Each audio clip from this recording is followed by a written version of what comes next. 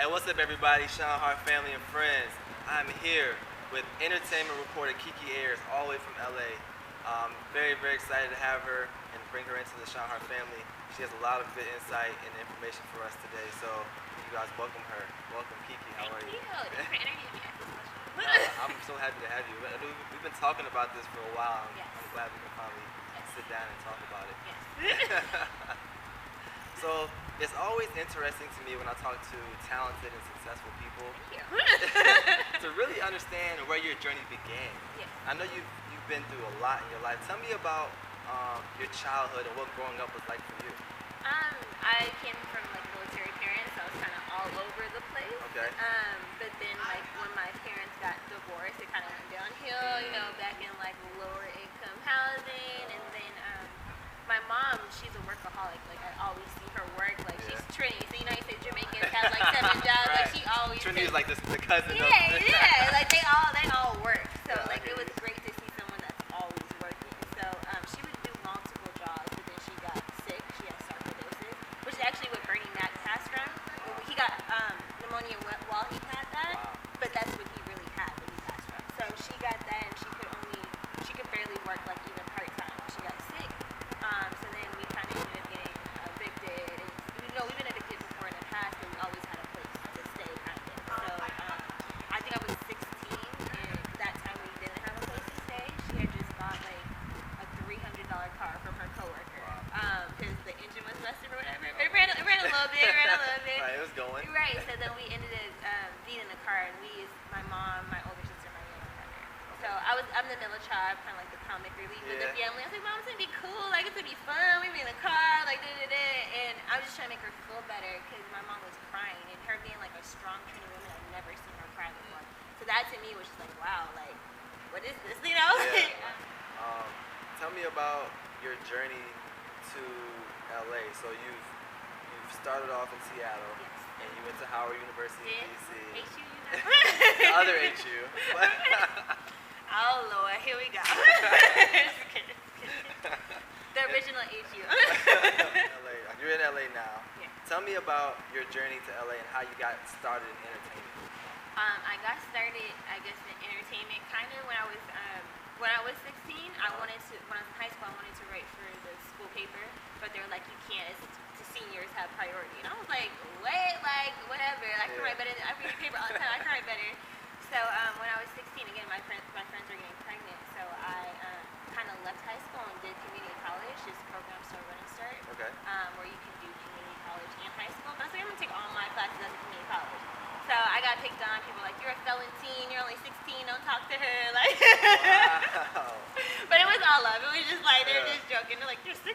Like, what are you doing here? So I ended up writing for the college paper. Okay. And then when I turned 17, I ended up writing for the daily paper. Okay. But it was entertainment. But again, it's Washington, so it was like mosh pits and rock bands, and I was just like, I'm over there trying to cover it, worried about my camera getting knocked out or Oh, my whatever. goodness. So once I graduated community college, I moved to DC, went to Okay. Howard, Yeah. and I was blown away. I was like, oh my God, because you don't really see that in Seattle. Right. You see Channel 5 News, or you hear about the people on the radio. Right.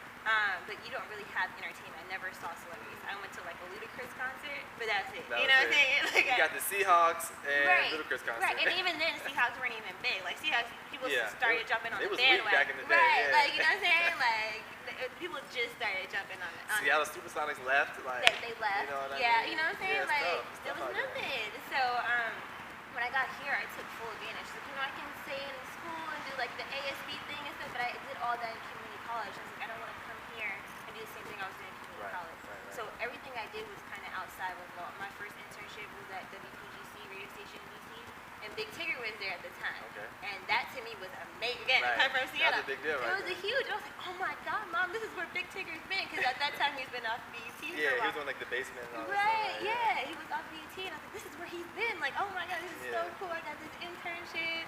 So I was like in their promotions department there, Okay. and knew everyone. It was amazing. And then from there, just kept interning MTV, Atlantic Records, BET. Wow. BET hired me after a week of interning, brought me on as a PA. So I Wow. would like make excuses to leave class and go fly to Atlanta or Right. LA to work there once. And I was like, I'm sick. It's terrible, but this is what I was going to school for. So I was like, it worked out. I graduated. Right. That's amazing. Yeah. Yeah, you definitely had an amazing journey as far as getting your experience into the industry. How important is that? Like those internships and those jobs that you got. How important and integral was that to you getting to where you are today?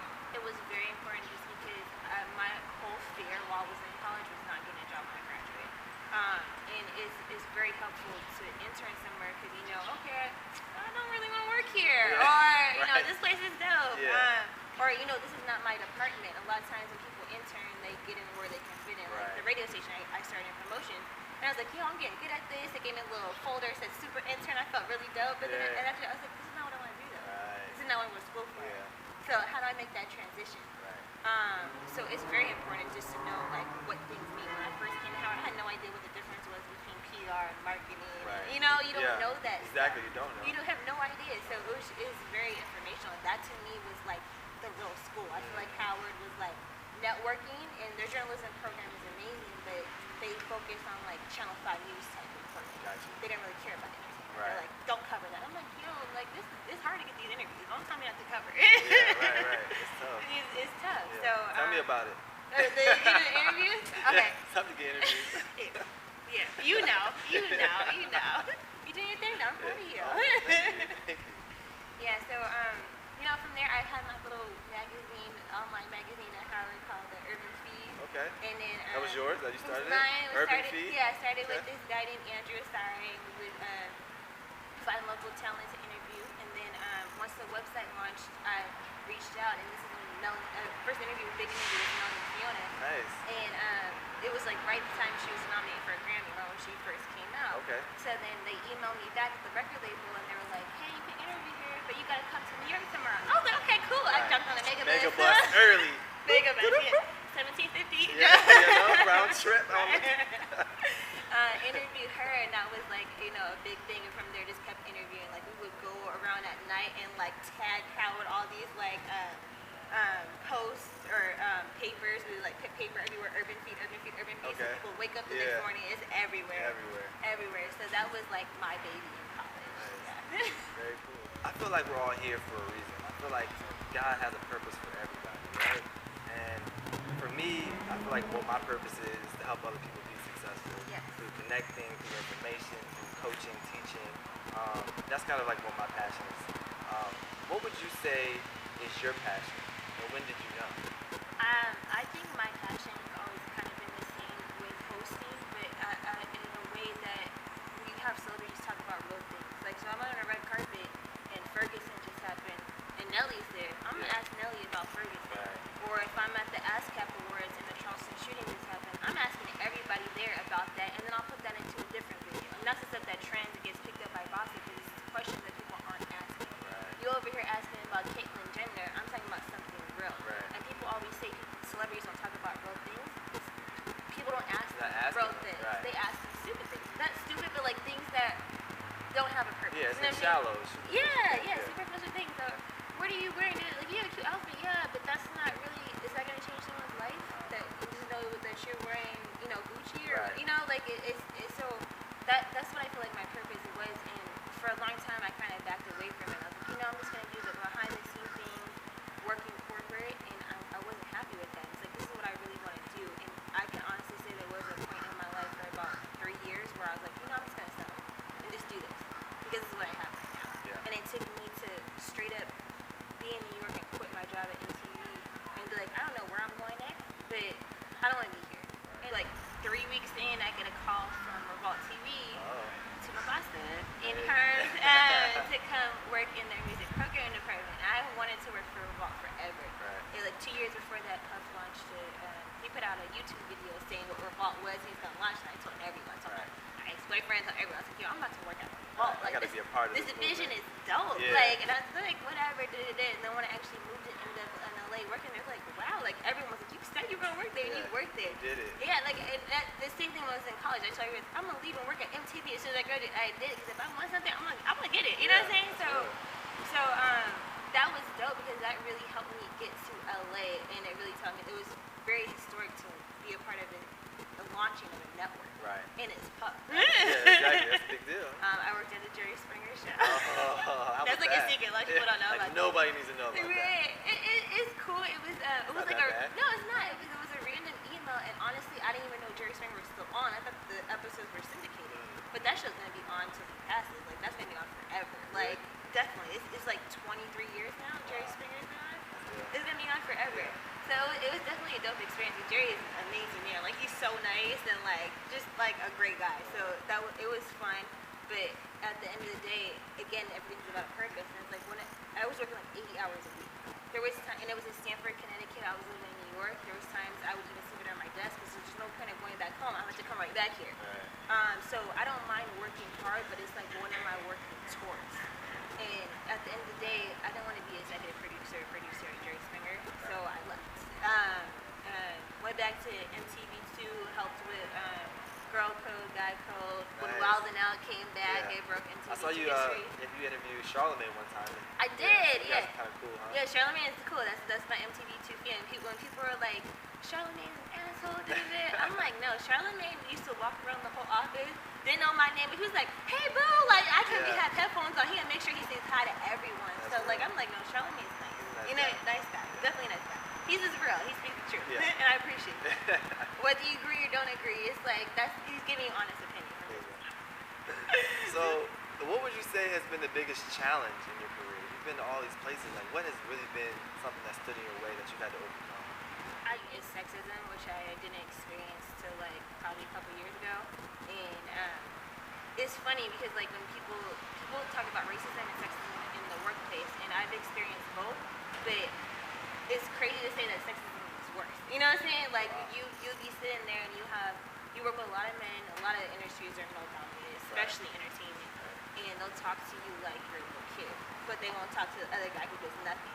Like you know what I'm saying? They won't even say anything to him. Right. So it's weird, and it's like I have experience. Don't talk to me like I'm a child. Right. So it's kind of worse. So they'll be like, oh, you know, this is too deep for you. And I think the biggest thing is my misconception. People look at me, I'm happy, I'm fun, and they think I have this wonderful life where I grew with both parents and I'm sheltered, and it's none of that. Like even that like homeless stories is a very small part of real stuff I went through and stuff I just opportunity. What inspires you to succeed? That's my past. My past is. Yeah. I mean, I feel like I have an option, and when people are like, you know, you make crazy moves, like you just move anywhere, and I feel like the worst thing you can ever do is go back. Yeah. So I'm not afraid to quit my job at MTV in New York and move to LA, because the worst thing I can do is go back and work in production. I have a long production resume. I can go back and work there anytime. Yeah. So it's just like, let me try something. Let me try what I actually want to do.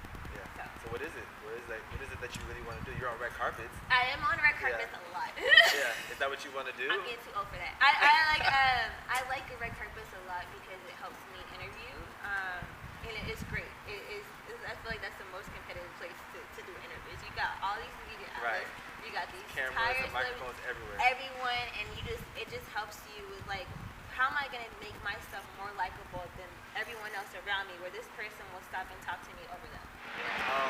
What advice do you have for the aspiring entertainment reporters or people who want to be in the entertainment industry? Don't be afraid to work for free. I just started getting paid. Internships and just, I just started getting paid. There was people I reach out to and be like, hey, can I do this for you? And then mind you, especially if you don't have a reel or anything, you have no interviews, you can't come to like Complex being like, hey, I want to be a reporter and I want this and that. And people always forget to say what you can offer. They're always like, I want to do this, I want this, and that company is looking at you like, what can you do for me? It's not about you. I always start with what I can do for you. I'm not asking for favors, I'm asking for the opportunity to prove myself, and I guarantee you within 2 weeks you'll be like, I love this girl. You know what I'm saying? I'll go hard. I'll host, I'll edit, and I'll write. I'll send it to you the next day. I'll skip the award show and go home and do it. You know what I'm saying? So it's just like, don't be afraid of work for free. So tell everybody where they can find you, social media, website, all of that. Instagram and Twitter is at KiKi Ayers, KiKiAyers. Website is KiKiAyers.com. Everything is KiKi Ayers. Facebook /KiKi Ayers. I don't think I can add anybody else. Alright, cool. Yeah, follow the project at ShineHard Family, jbsfoodforthought.com, and that concludes our interview with KiKi Ayers. KiKi, thank you. Thank you. Glad we finally did it. Yeah, right.